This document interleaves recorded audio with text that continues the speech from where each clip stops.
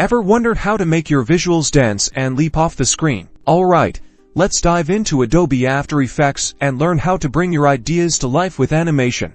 First, we need a composition. Create a new one by going to the Composition menu and selecting New Composition. Give your composition a name, set your desired width, height, and frame rate, and hit OK.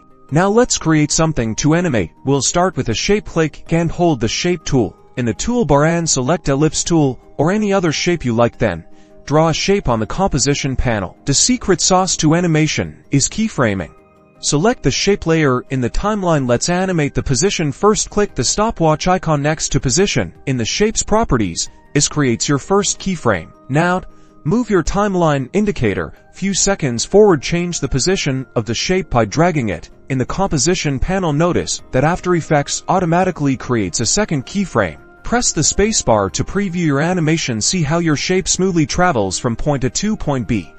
That's the power of keyframes. You can animate other properties too. Let's add some movement to the scale. Click the stopwatch next to scale. Move your timeline indicator to a different time now. Change the scale value. Let's make it bigger and add a scale value. Press the spacebar to preview your animation. We can also add effects. Open the Effects and Presets panel and search for something like Gaussian blur. Drag the effect onto your shape layer. Experiment with the blur amount and then animate that as well using keyframes. For even smoother animations, right-click on your keyframes to play with Keyframe Assistant and ease to add a bit more flair to your motion graphics. That's it.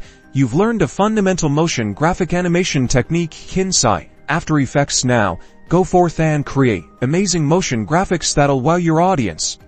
Remember to keep practicing and experimenting. Your creativity is the limit.